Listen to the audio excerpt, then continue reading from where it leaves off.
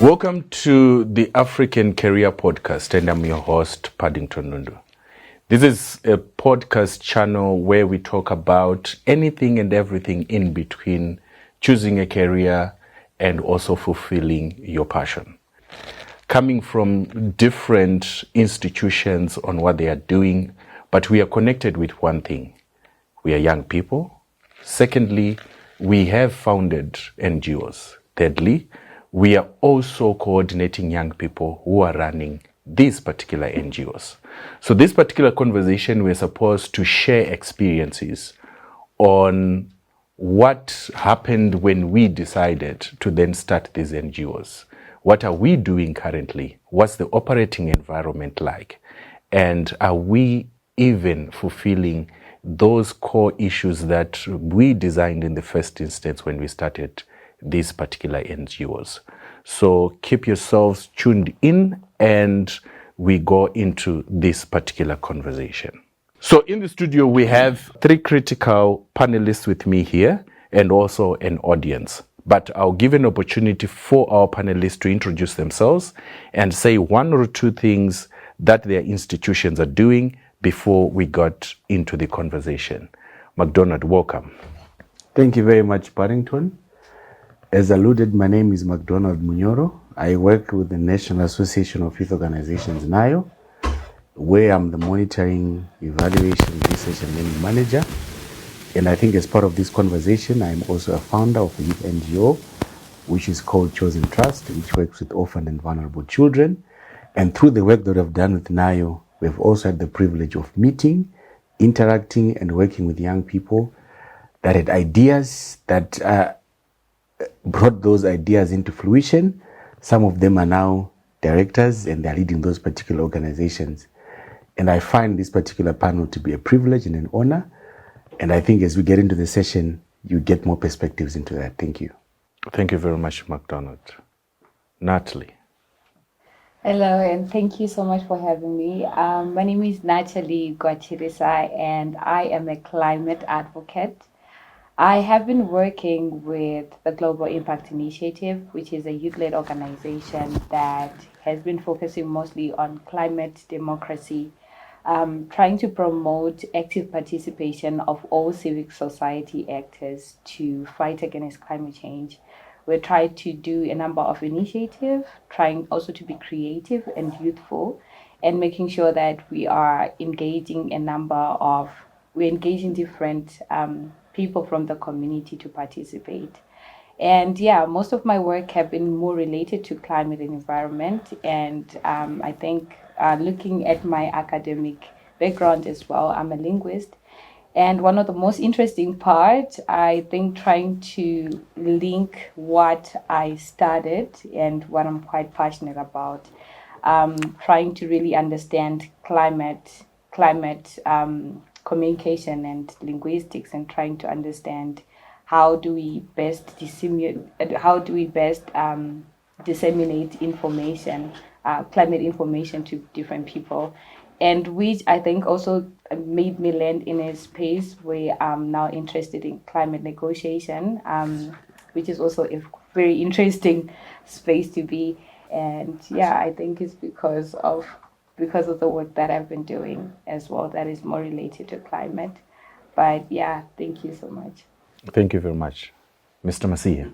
Thank you so much, Paddington, for having me here. So my name is Zenegide Masiya. I'm the National General Secretary or the Director of an organization called Young Men's Christian Association, an organization that is global, and we have a vision of empowering young people. That's our major business, and empowerment can come in a number of ways. So our programming really as an organization, it's around empowering young people. I always say this, I'm a youth leader. I'm passionate about working with young people.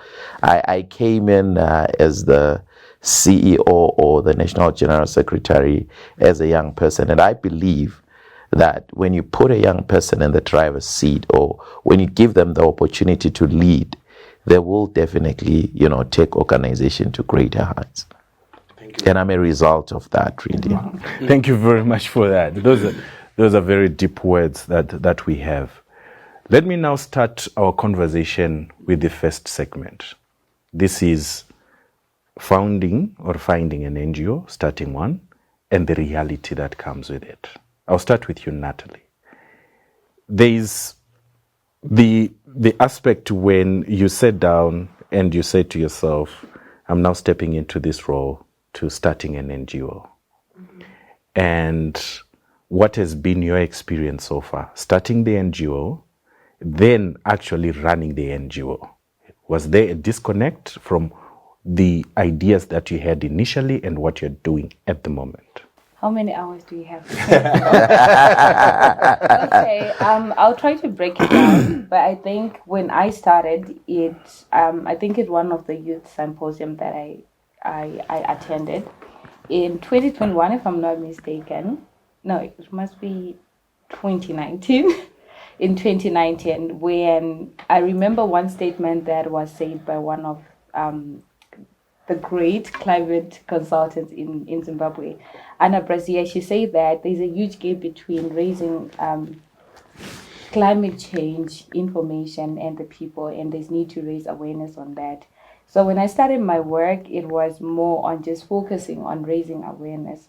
But I think with time now, the vision then expanded, and I think it's a privilege also to have Mr. McDonald on the panel, because I remember the day that the year that we launched All for Climate Action, FOMA, because it's now Global Impact Initiative. He was there as one of the speakers, and thank you so much for being supportive. So I think the whole idea started on raising awareness. And I think with time is I also got to understand certain things, because trust me, when I got into this space and you start talking about climate change, some of the science is too deep. And I remember one of my posts on Facebook, and someone said, this is not real. And I'm at that point where I cannot explain or defend myself that actually climate change is real. I had to get to question myself or even doubt some of the work that I do, but that didn't stop me. I think I kept on trying to really understand and look for more information and learn more about climate change within the spaces. I attended more workshops and whatnot in networking. And then with time now, you now talk about climate democracy. There's quite a lot of things that you can talk about climate change. If you're a climate activist, there should be a specific area that you focus on. So when we started and now, the reality is quite different, because what we expected when you started actually started as a WhatsApp group, by the way. And I remember he actually joined. He actually joined the WhatsApp group, and boom! Out of over a night, we have more than 90 people in the WhatsApp group. And the whole idea, we vision people holding placards in streets and, reaching climate change is real, because we had seen it in other countries happening in Uganda, Nigeria, talk about those countries. And I do have other Ugandan climate activists who would inspire me in terms of such work. But when we got there, you try to send WhatsApp messages, just it doesn't happen exactly the way you want it to happen. People blue tick, and there's a time you just open that notification information button, like who checked my WhatsApp, and literally who checked my message, and literally everyone had checked your message. Nobody responded to what you wanted them to do. So nobody sent really a few people sent a few pictures holding placards with that message. But then you keep on digging and trying to really make sure that you work that vision out, because now people know that you've started something, and that's who we are. We look at you whilst you're starting something, and we join you later. So that was more like it, and the more I think consistent actually also built that brand to be where we are today. And it's not just about placards anymore, but we're now looking into some deeper issues. Yeah, it's great to learn. It's great to learn that the institution is now growing in terms of how you then look at things and what you're doing. Mr. McDonald. Yes. 2 decades or more in this space, if I'm correct. True. Close to 3? Well, Let's just say 2. 2 decades. You have, as an institution, you assist young people who run or start NGOs. Yeah. For the past 2 decades, what has been the biggest misconception young people have when they start NGOs? Right. So I think You can use me as an example. before coming to the misconception, I think what I can also say in terms of founding an organization, my experience was all we wanted to make sure was that kids that were coming from poor backgrounds could enter a classroom with proper shoes, a uniform, a backpack, and they have something that they eat before going to school. And they can also get home and eat something.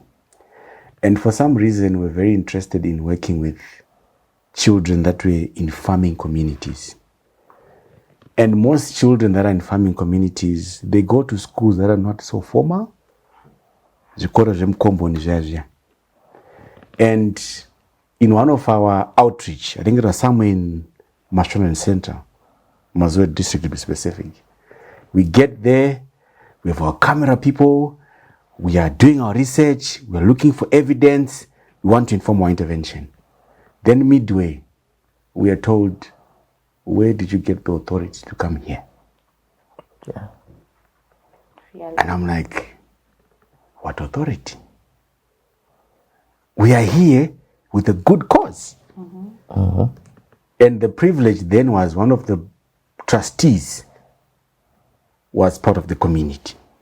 So we did what we did, but quickly when we came back, we had to learn that we needed to be an organization. We couldn't go to the ministry that was the parent for education, like the Ministry of Education, because they wanted to deal with legal entities and not a group of young people that are passionate. And I think that then led us back in that day, those 2 decades ago, into the process of then formalizing your passion and your vision, which I think is something that we never hear and we are never told. And I think one of the biggest, I would say, guides was, I think, the NGO Corporate Governance Manual that had been developed by the National Association of Non-Governmental Organizations, NANGO. We're to then read that, interpret that, and then try to use it to get us registered. And I think that registration process took us about 2 years, because it takes money, it takes compliance, it also takes meeting some of those basic legal requirements. And then coming, I think, to your question around some of the misconceptions, NGOs make a lot of money. We felt back in the day that the moment that we register, we're making money the next day. And like you've rightfully said, over the years, as NAYO, we have had the privilege to then work with many youth initiatives. I remember I met Natalie, it was I think during one of the NGO expos, we're a big youth gazebo, we're running workshops, seminars, trainings, and she was part of that audience. And I think she had to grow from a point where she didn't know exactly where she fitted. Yeah. She had to actualize, she had to come back, and I think in the best way that we could, we then had to support her. But then I think I would say that looking at some of those misconceptions, I think 3-4 things stand out. The first one is that there's a lot of money in NGOs, which is not the case. The second one is most people think that it's very easy to start and run an NGO. Yeah. In most cases, you put a team, it's your friend, it's your classmate, and then you realize that once the work starts, they are not pushing, they are not holding the vision. Then the third thing also is that at times we look at the kind of networks and partnerships and linkages that we make, we think that overnight they can give us results. But at times, you need to build the trust, you need to earn your space in that circle, and then over time, it can then materialize into things that can be tangible and that can come and support your vision. Then I think the fourth thing that I would then also say is that one of the biggest misconceptions also has been that when people start non-governmental organizations, it's about the person that has got the vision.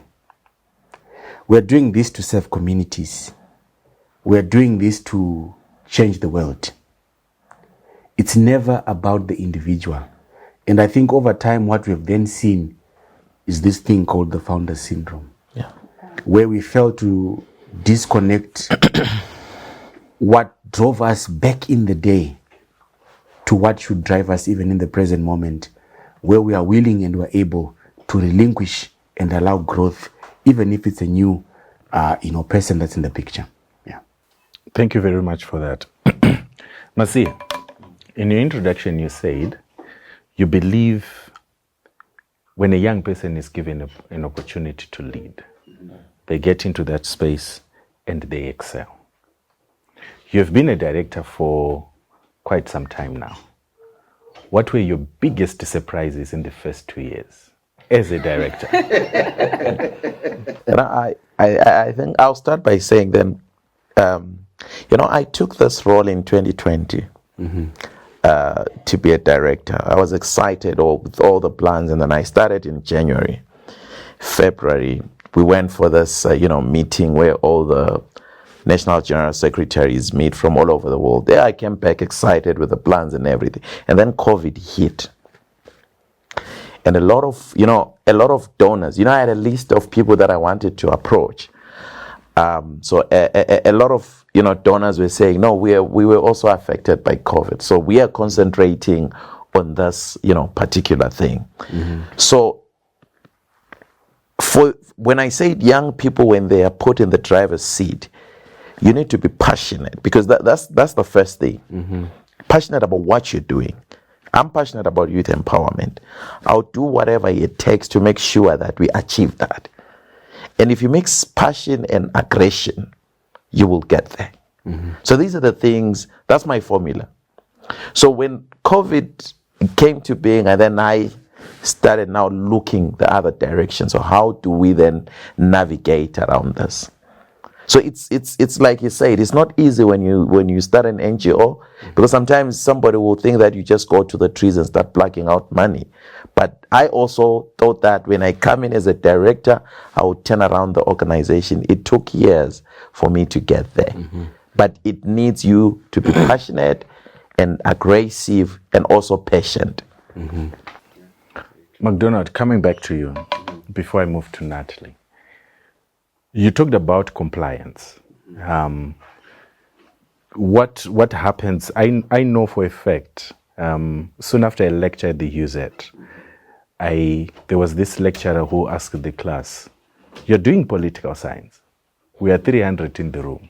What are you going to do with that degree when you graduate?" That instantly I realized 70% of us in the room, we had no idea what we would do with a political science degree. So a week after that lecture, I then started a career information, page on Facebook, and I did some work with that. Then again, that point came in when you start then approaching other people on compliance. They now want to work with an entity. Are you doing this? Are you doing that? Now, I'll come back again because you coordinate with young people. What has been the reaction of young people towards compliance issues? Registration, ZIMRA, NASA, HR issues. What has been the attitude of young people as they're starting NGOs in terms of compliance issues? All right. So I think it's very important for me to contextualize this. In our country, Zimbabwe, our young people make 67.7% of the population. And for those that have found themselves in the civil society or NGO space, most of them, their birth has been very organic. Where they sit on the table around this and they say climate change is an issue, we need to champion it. But the more that they do it, they are asked questions. It could be from a local authority, from a potential funding partner, to say, so legally, how are you recognized? People want to deal with recognized entities legally. Yeah. And in your mind, the first thing that introduces is that you need to be registered. And back in the day, it was either you are a universitas, you are a trust, or you are a private voluntary organization. Or maybe if you're part of the trade unions, maybe you're like a youth union within the trade unions movement or something like that. Or maybe you're part of a students' union or something. And I think the more that the young youth leader pursues and pushes, they then start to meet those compliance issues. Where the organization is registered, it's a trust, you have some form of money, you now want the services of an external service provider.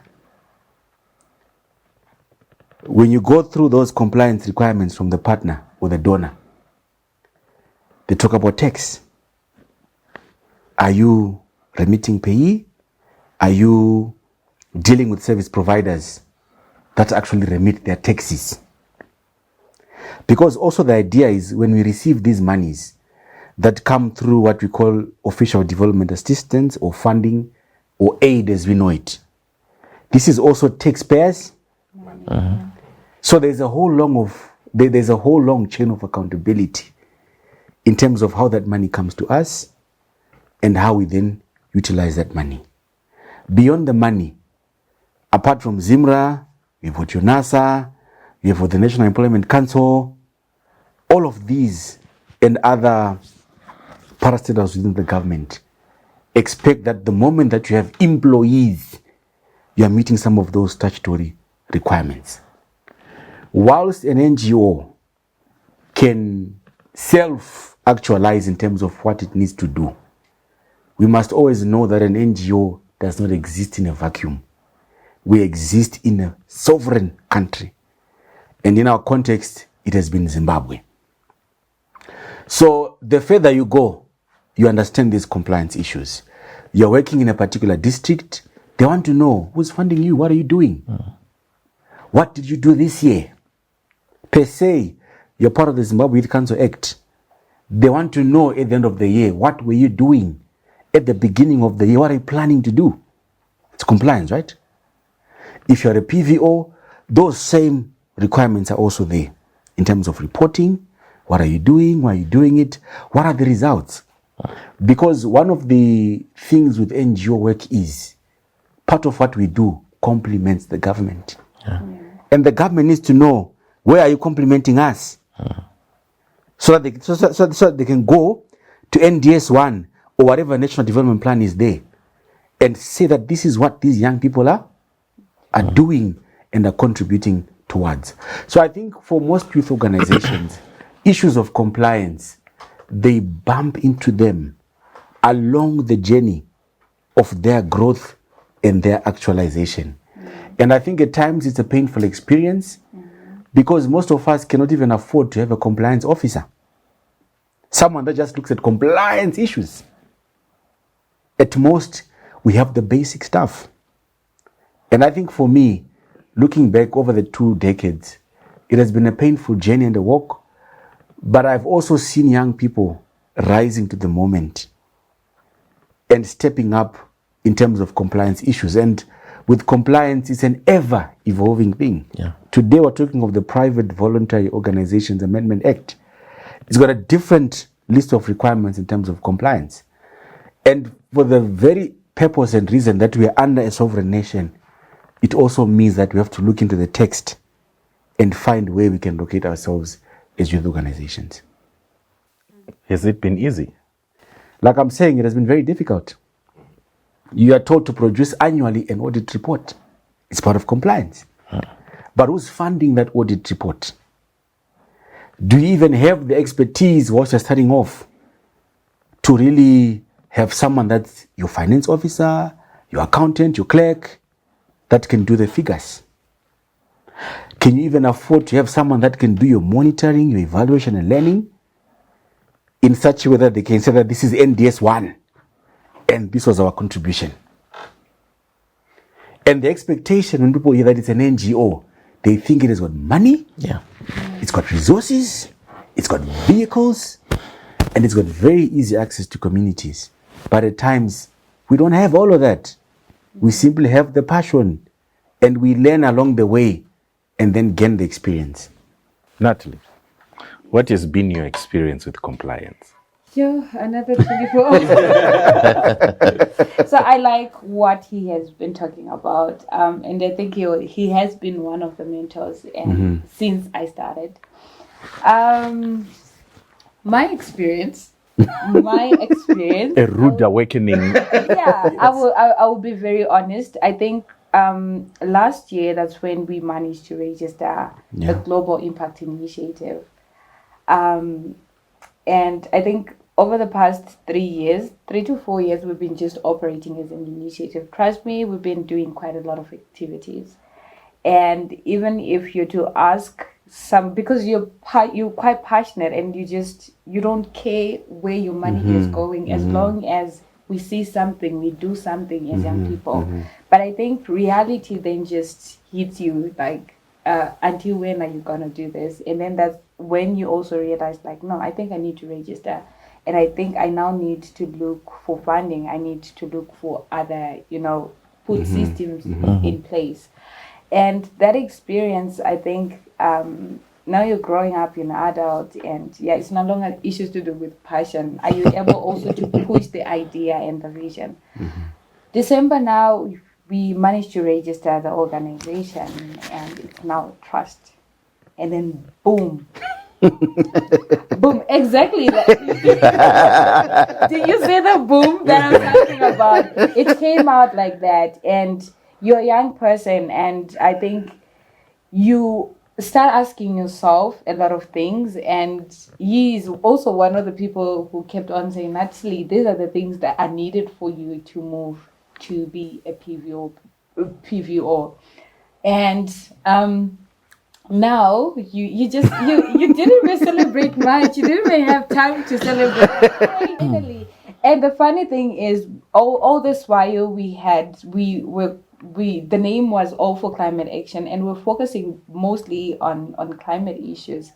And we just thought, like, why don't we expand the vision and try to put climate change issues into other, issues that are affecting the community. You talk about democracy. Let's try to put in and integrate climate change issues in democracy, and how can we make sure that these systems, we really also try to influence systems in trying to fight climate change. Talk about climate governance issues, social justice, human rights and climate change. Boom, the vision was quite clear like that. But now come to January and you're asking yourself like, okay, we have been given a timeline. You also have so much pressure. I'm sorry though, but that pressure also still comes in when they're still asking you like, have you done this? Have you done that? Which is also good to have people that can also look up to you. But yeah, it's being human. Sometimes you just let it sink in. Sometimes it just also draws you down as a person. And yeah, which I'm also still recovering. Don't give me much pressure. But the reality is, you cannot really go anyway if you're not being compliant. True. That's very true. You want the donors' money, they're gonna ask you for the papers. You need a team. You're not just going to function from nowhere. Like, guys, let's work. But you need systems. And if you're a young leader, I think it's good also to reflect on those issues. What is it that you're failing, and what is it that you can do better? And also have people like him and him. That's why I'm sitting with them. So that they get you get advice from them. So I'm still recovering. You're on the right path. Yeah, so she you're is. good. Yeah, she is. Masi, you're with a global institution. There are key things that frame how you operate, even locally. I heard this term recently when someone was saying, you think global and act local. Yeah. Right. So how then do we, as young people in Zimbabwe, we are finding these NGOs? What has been your experience that you can share with the young ones who are operating the NGOs in Zim to say, this is the best way for you to think global and act local. Yeah. Yeah, so coming back to our organization, like we're talking about thinking global and acting local. So as YMCA, like I've said, our vision is to empower young people. It can be in any aspect.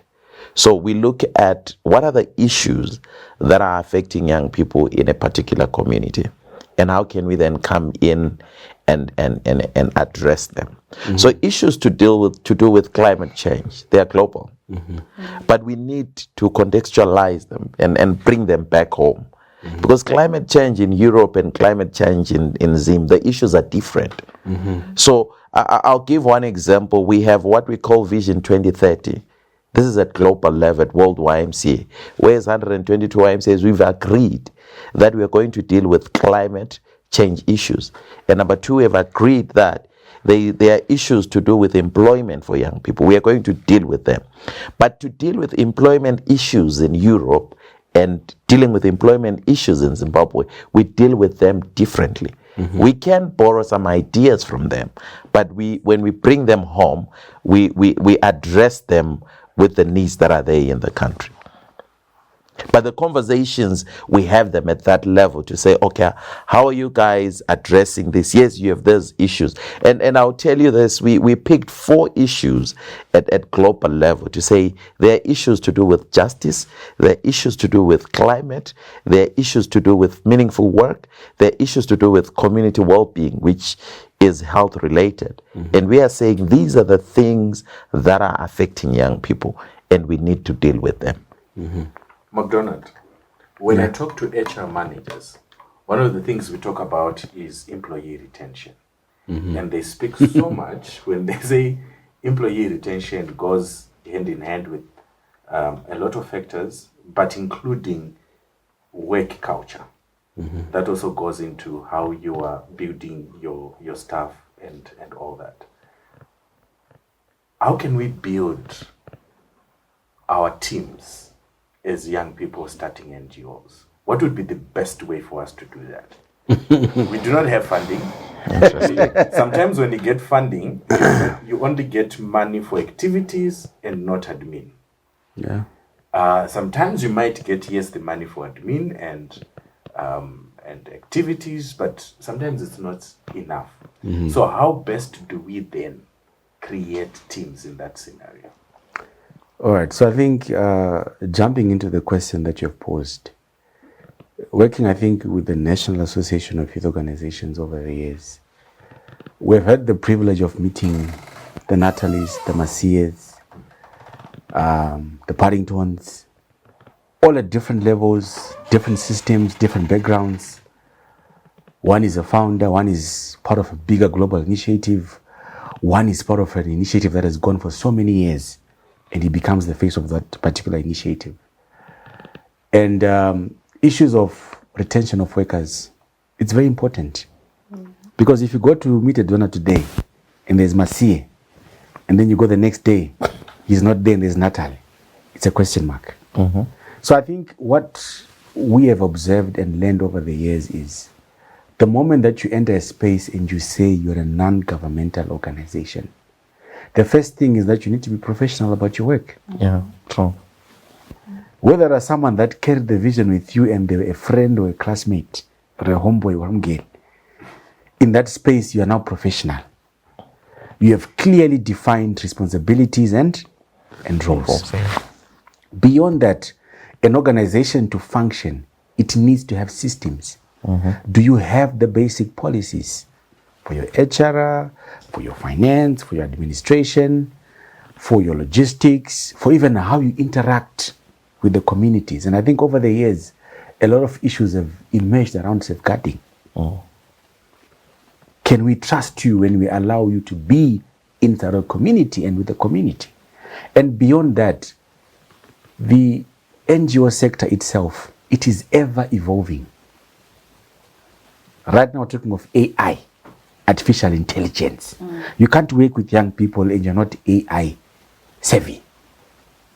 But where does that person that started with you in that NGO 10 years ago get that skill from? it also means that we need to continuously be investing in upskilling the young people that we have. And what I've observed over the years, you can be strategic enough to link with organizations that can help you to upskill your own stuff, where you grow from not having anything around monitoring and evaluation, but through capacity building, through institutional building. You can wake up and say, oh no, we now have an M&E focal person in our organization. In actual fact, it's now a department. Because at times we start without the resourcing and the financing. But at the very least, we also need to be very professional. Remember, we're getting other people's taxpayers' Money. we need to prudently then utilize it, and it takes a lot.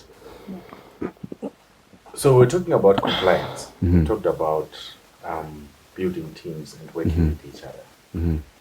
Then we come to a certain point where we then understand you cannot do everything yourself. Natalie, why do we as young people who have founded NGOs continue to work in silos? Why are we not collaborating? I feel like I'm sitting on I think I would also say this. I have come up with teams, and shout out to you guys. Because they've been part of the vision. I remember when I started the initial idea before you really, there was the ECOWAS organization that I had in mind, because I felt I would picture myself in a room, and when, like the ECOWAS, it was more of reputation of success. I was a visionary even a long time. But yeah, I remember when I started, I was so ambitious, just wanting to, have that organization, but I didn't even know what it is to run an organization. I have never yet met the McDonald's. I never even dreamt of seeing myself in such a space. But when I came up, because I was alone and trying to jog out things, I remember I just wrote a call for application thing and for volunteers. I need a finance person, I need a project person, a chairperson. The whole system was kind of funny though. If I was going to look at the system, it was kind of funny because I had a secretary, But the people that I was working with, they were quite all big, and I was around, I think, 18, 19, and I felt quite intimidated around them. That team did not work, so I had to close it because I felt like I was working with people with masters, and I'm still starting my first year at uni. So I had to destroy that team and look for another team that I could, try to control. I'm talking from experience. Because I felt, at first I felt quite intimidated by others. And I think I learned from some of the mistakes I had at first. So I also tried to look for my friends because I didn't have that connection with the first team. So I had to look for people that I could believe in, that I know each day and talk to. But remember what McDonald's said, that don't call your bestie to be part of the team. Because they might like the idea to be part of it, but they will never really push the vision. So over and over, I don't know how many teams, I can start a whole but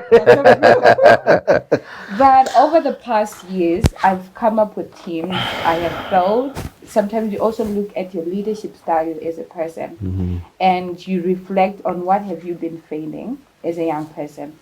I remember I created a lot of posters, call for volunteers. And we had other young people coming through to support the work that we'll be doing. You feel bad as a young person when you're also not working, you're going to school. At the same time, you expect them to attend online meetings that you're organizing. You expect them to use their own resources. But at the end of the day, there is this thing that will just tell you that, dude, can you not see that these people need something to be motivated? Why are we not collaborating? Why do we run parallel lines as young people with NGOs? I think I'm going to pick two issues. If you had Natalie when she was, sharing, The other thing is young people, they work in silos because of lack of confidence. Someone will have a very brilliant initiative that when they come and they pitch it here, we will pick it up and run with it. Some will feel intimidated. Oh, there is a Masia there who runs YMCA, they've got cars, they've got this, and here I am. I'm only carrying a vision. So they feel intimidated. So that's why probably they will not want to collaborate. Right. And also, you know, one of the things of, sorry to use this word, I think it's just being selfish. Because you're saying if I go and collaborate with him and we get 20,000, we'll have to split it. So you get 10 or you get 5, I'll get 5. So we want to work alone so that when we get money, we'll only charge alone. So I think these are some of the, you know, issues that probably will make people work in silos. Mm-hmm. But and trust me, that's very dangerous. Yeah. Then I think jumping on to what he's saying, recently we held a youth forum. It was the National Youth Development Trust. It was the Youth Empowerment Transformation Trust. It was NAYO, National Association of Youth Organizations. It was the South African Youth Forum, and other ancillary youth networks like YMCA, NMCS, Zinasu, which for me, in all these years, was the first of its kind. Yeah.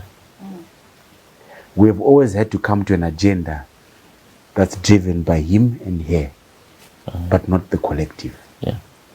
Yes, at times you collectively, contribute towards policy change. So I think, speaking to the question that I've asked, it's an issue of competition. Yeah. Where we need access to the financing in this space.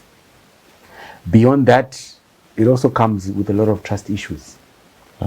If we sit with them, if we make them part of the initiative, can they be diligent enough to know where the line is drawn?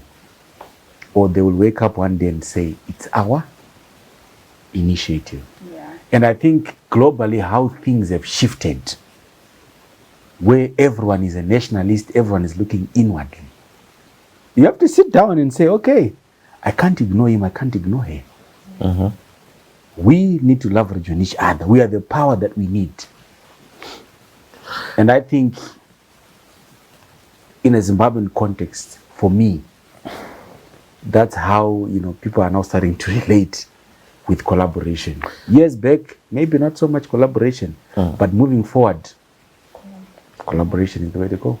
And you would also realize that you would find 10 organizations doing the same thing, and probably with a limited budget. In the same community. In the same community. You'll find it's got 1,000, it's got 2, I've got 3. And when you ask me, I'll tell you that my budget is not enough. And the impact won't be much. But if the 3 of us here will collaborate and put the 3 and the 2 and the 1, the impact will be awesome. Yeah. And we are looking for the same constituents of young people. But we are all working in silos. And we go also to the same donor, the 3 of us again, when there is a call. And compete for the same amount. Yes. And when we collaborate, and when we go to the donor with one voice and say, it's the 3 of us. And we've been working in that community, and we think if we take his initiative and hers and mine, and we put it together, we'll come up with an awesome, project or program to do with the young people there. Are you willing to do that? Anytime. Okay. I see that your proposal is. And if it doesn't do anything, I'll come back here. So I think initially we talked about why we start NGOs. Yeah, the reason is that we have to transform or change the community. Agreed? Yeah. Now, one of the ways is then us influencing policy. But in most, if not all, political analysts, they say that us as young people, we do not agree on a lot of things. Or sometimes we come and agree on some of the things. But then my question is, how successful have we been in terms of influencing policy as young people? All right, so policy is broad. And I think over the years as an organization, NAYO, when we specifically started, our biggest interest was around youth rehabilitation. I think around the aftermath of some of the violence that was politically motivated that our country had gone through, and we're trying to rehabilitate young people so that they can be proactive, positive, and productive within their communities. And along the way, you realize that something is missing, and it takes a policy prescription. And that policy prescription, at times, it's not even there. You might have a line ministry, you might have analysis and studies that actually say that this is a problem and it's an issue. But without specific direct policy prescriptions, some of those issues can be unresolved for many years. And I think over the years, we've had to invest, and I'm sure even these guys are doing the same, around how, as youth organizations, we can influence policy. And the first standpoint is that we need to be evidence-driven. Because if we just speak, the first assumption is we are speaking because someone told us to speak and say those things. Yeah. But what people don't realize as young people is that we can be autonomous. Yes, we're not homogeneous, but we have clear-cut structural issues and lines that affect us. And I think I would then mention three things and then allow these guys to come in around policy influencing. As NAYO, one of our biggest contributions to the work that we've done towards youth in Zimbabwe is influencing policy. It means that you need to know how policies are made in your own country. Very soon, the Minister of Youth is going to be reviewing the national youth policy.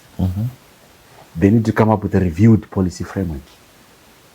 It means you have to know what the government is doing, so that whilst there's still time, you can influence, you can consult your sector and your constituency, and when you speak, you're not speaking as an institution, but you're speaking as a constituency and a collective of young people.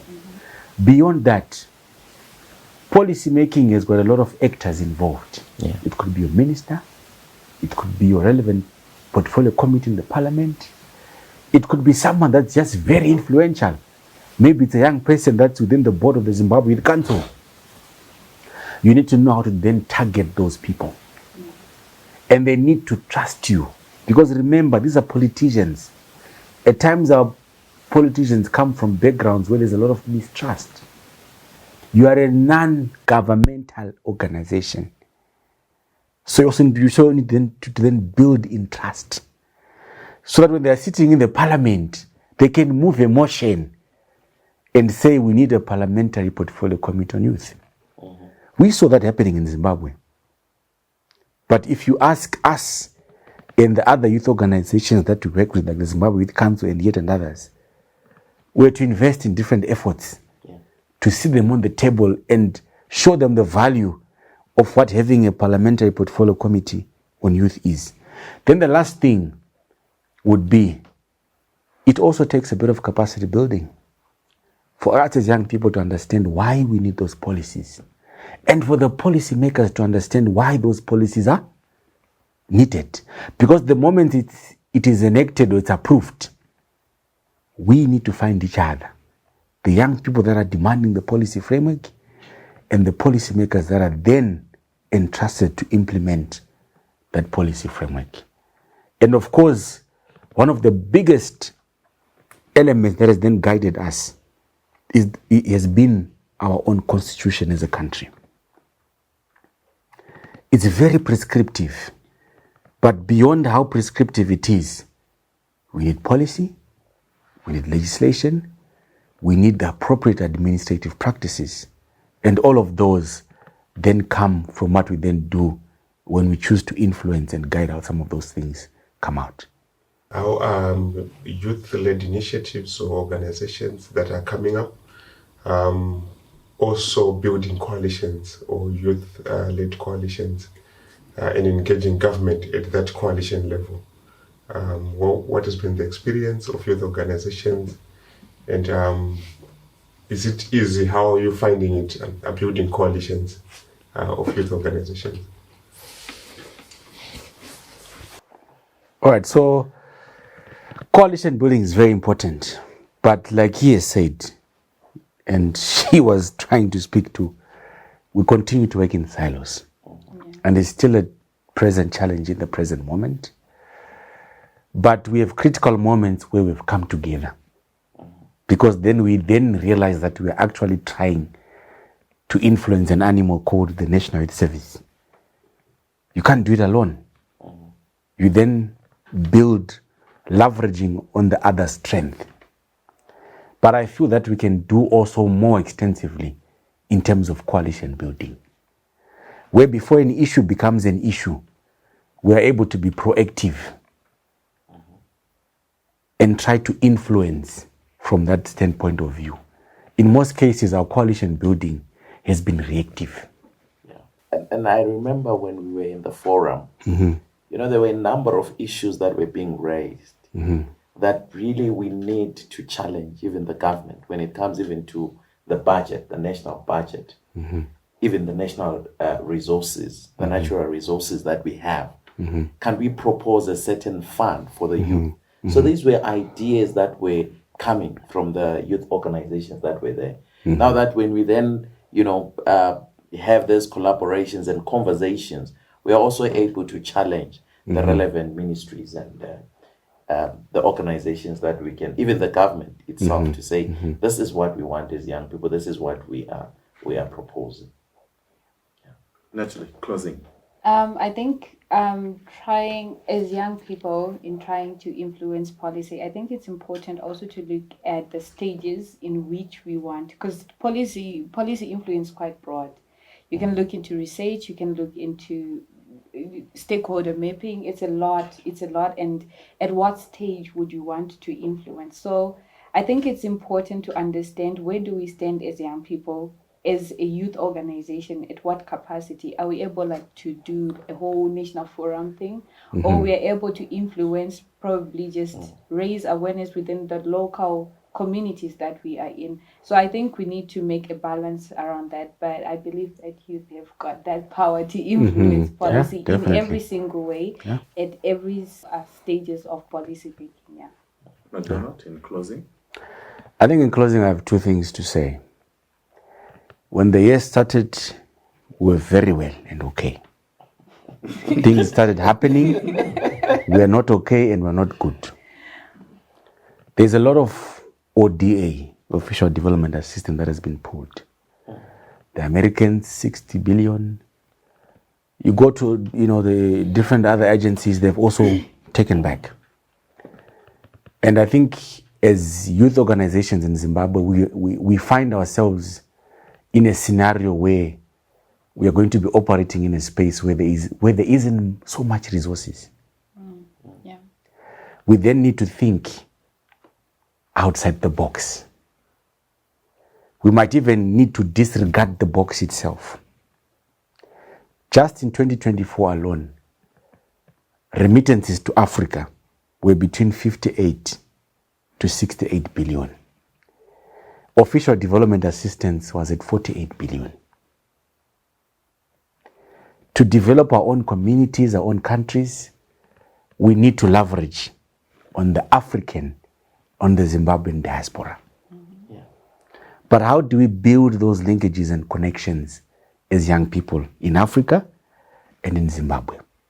I think what we have at the end of the day is individual impact does not give us more as we desire in the communities that we are working in, to transform the communities and to give the impact that we think of or that we are passionate about. I think one thing as a takeaway from this particular conversation is, as young people, we then have to come to one room and discuss, agree on what we need, agree on how we can work together, agree on how we can pool resources, agree on how we can share the skills and also the networks that we have. I'm happy that this particular panel has done that as a first. We have collaborated from different institutions to share ideas, to share resources, and also to see the fruition of this session. Thank you very much for tuning in, and we'll see you in the next session of a similar conversation.